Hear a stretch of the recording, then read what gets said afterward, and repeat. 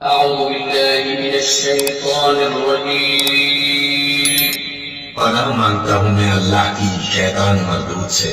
بسم الله الرحمن الرحيم شروع اللہ کے نام لے کر جو بڑا مہربان نہایت رحم والا ہے۔ السلام علیکم ورحمۃ اللہ وبرکاتہ۔ نحمدہ ونصلی علی رسولہ الکریم، اما بعد۔ پیارے دوستوں اور پیارے بھائیوں، ویڈیو شروع کرنے سے پہلے تمام دنیا کے دوستوں بھائیوں سے گزارش ہے کہ آپ جہاں جہاں اپنی ڈیوٹیاں سر انجام دے رہے ہیں، اللہ پاک آپ کو نیک اعمال نیک کام کرنے کی توفیق عطا فرمائے۔ آپ کے ماں باپ بہن بھائی بھی بچے سدا خوش اور سلامت رہیں۔ ہماری ویڈیو کو لائک اور سبسکرائب ضرور کریں اور ساتھ لگے گھنٹی کے بٹن کو پریس ضرور کر دیں تاکہ ہر ہماری نئی اسلامی ویڈیو آنے پر آپ کو اس کا نوٹیفیکیشن ملتا رہے۔ تو چلیے ناظرین، ویڈیو کی جانب چلتے ہیں۔ آج کی ہماری ویڈیو واقعہ حدیث نمبر 58، موضوع ہے ازواج مطہرات کا آپ صلی اللہ علیہ وآلہ وسلم سے مال طلب کرنے کا دلچسپ واقعہ۔ مسند احمد سے یہ حدیث لی گئی ہے۔ صحیح اسلامی واقعات صفحہ نمبر 149 تا 150۔ مسند احمد میں ہے کہ حضرت ابو بکر رضی اللہ تعالی عنہ نے نبی کریم صلی اللہ علیہ وسلم کی خدمت میں حاضر ہونا چاہا تو لوگ آپ صلی اللہ علیہ وآلہ وسلم کے دروازے پر بیٹھے ہوئے تھے اور آپ صلی اللہ علیہ وآلہ وسلم اندر تشریف فرما تھے۔ اجازت نہ ملی، اتنے میں حضرت عمر رضی اللہ عنہ بھی آ گئے۔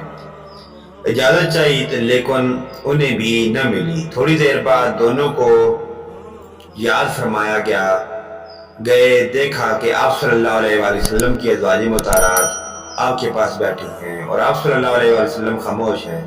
حضرت عمر رضی اللہ عنہ نے دیکھا کہ دیکھو میں اللہ کے پیغمبر کو عطا دوں گا۔ پھر کہنے لگے یا رسول اللہ صلی اللہ علیہ وسلم، کاش کہ آپ دیکھتے کہ میری بیوی نے آج مجھ سے روپیہ پیسہ مانگا، میرے پاس تھا نہیں۔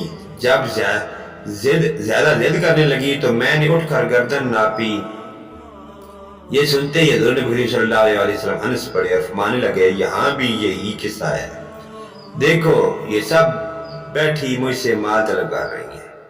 ابو بکر صدیق رضی اللہ عنہ حضرت عائشہ رضی اللہ عنہ کی طرف لپکے اور حضرت عمر رضی اللہ عنہ اور حضرت حفصہ رضی اللہ عنہ کی طرف اور فرمانے لگے کہ افسوس، تم رسول پاک صلی اللہ علیہ وآلہ وسلم سے وہ مانگتی ہو جو آپ صلی اللہ علیہ وسلم کے پاس نہیں۔ آپ صلی اللہ علیہ وآلہ وسلم جب اپنے یاروں کے بدلے ہوئے تیور دیکھے تو انہوں نے روک دیا، ورنہ عجب نہیں تھا کہ دونوں بزرگ اپنی اپنی صاحبزادیوں کو مارتے۔ اب تو سب بیویاں کہنے لگیں ہم سے سنگین غلطی ہوئی، اب ہم حضور نبی کریم صلی اللہ علیہ وسلم کو ہرگز اسی طرح تنگ نہ کریں گی۔ واقعہ حدیث نمبر 58، مسند احمد سے یہ حدیث لی گئی ہے۔ تو اللہ پاک ہمیں آپ کی پکی سچی اور لگن اور پیار محبت عطا فرمائے۔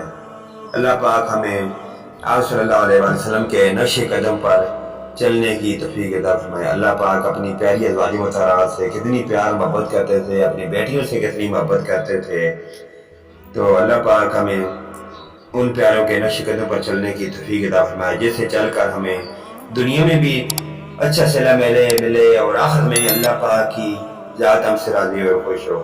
اللہ پاک ہمیں آخرت کی فکر کرنے کی توفیق عطا فرمائے۔ نیکسٹ ویڈیو لے کر آپ کی خدمت میں ہم دوبارہ حاضر ہوں گے۔ آمین ثم آمین یا رب العالمین، وآخرنا دعوانا ان الحمدللہ رب العالمین۔